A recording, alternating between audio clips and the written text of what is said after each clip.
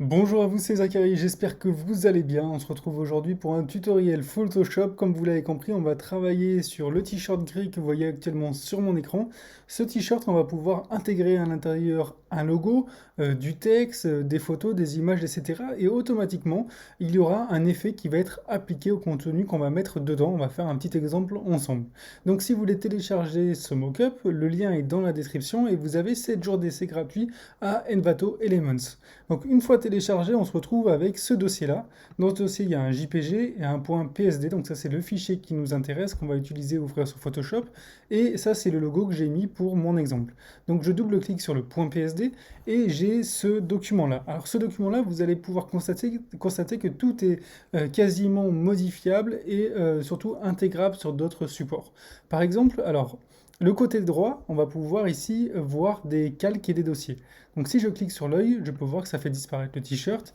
Ici, ça fait disparaître toute la partie droite. Et ici, c'est le fond.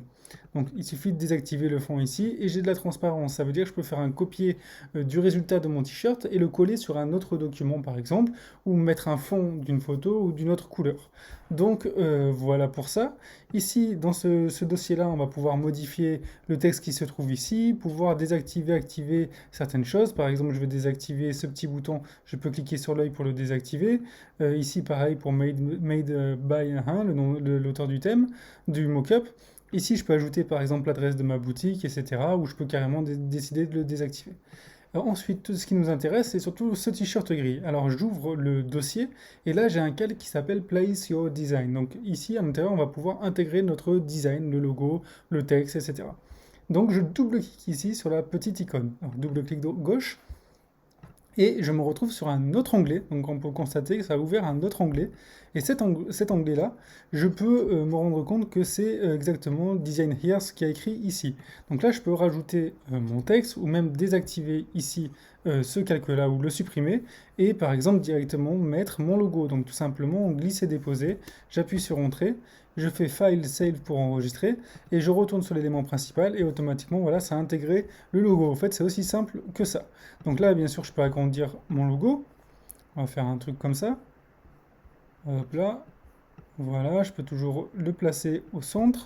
Je fais sauvegarder, donc CTRL S aussi, commande S, et automatiquement, hop là, voilà, mon logo est plus grand. Alors, j'ai fermé sans faire attention l'onglet. Ici, je peux rajouter du texte, par exemple, bonjour. Donc voilà, je peux le centrer, je peux le mettre ici, on va dire.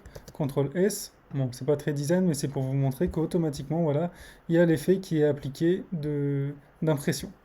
Donc voilà, ensuite on va pouvoir modifier le fond par exemple en enlevant le background. Voilà, et comme on peut le constater, je crée un nouveau calque ici en appuyant sur le bouton plus et je pourrais par exemple mettre mon fond, ma couleur, en le déplaçant en dessous comme ça. Donc voilà, c'est assez rapide à faire, je peux le copier, je peux le coller dans un autre document, etc. Voilà, j'espère que ce petit tutoriel de présentation vous a plu. N'hésitez pas à vous abonner et à me poser toutes les questions que vous voulez dans l'espace commentaires. A bientôt pour de nouvelles trouvailles.